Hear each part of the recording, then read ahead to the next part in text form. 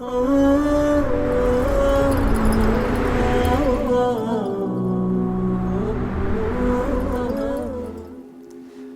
alaikum wa rahmatullahi wa barakatuh. Welcome to our daily dua. Today we're covering the dua for when you are in debt.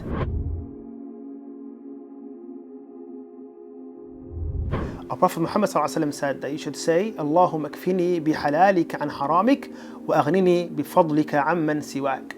Oh Allah, make the lawful that you have enough for me as opposed to the unlawful, and by your grace spare me from being in need of others. You know that when you are in debt, that came as a result of you being in need, and you might have borrowed money. You might have borrowed too much money and you're struggling to pay, or you thought you could repay and now you feel like you cannot. Our Prophet Muhammad, a man approached him one time and told him that he was in debt, and the Prophet told him, I know of a statement that if you say, your debt will be repaid even if it's as much as a mountain. And then the Prophet proceeded to tell him about this dua.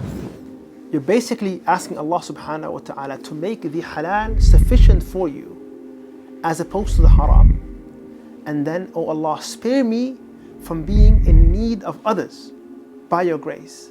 Because Allah subhanahu wa ta'ala is the one that is sufficient for us. Allah subhanahu wa ta'ala is the one that grants us provision. So this is a dua that you should say whenever you are in debt, and ask Allah subhanahu wa ta'ala to help you repay it. Also, my brothers and sisters, if you can avoid getting into debt to begin with, this is something that is also heavily emphasized by our scholars, but sometimes you are pushed in those situations, and if you are, do not forget about this dua.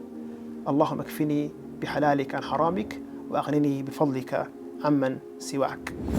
Barakallahu feekum. Assalamu alaikum wa rahmatullahi wa barakatuh.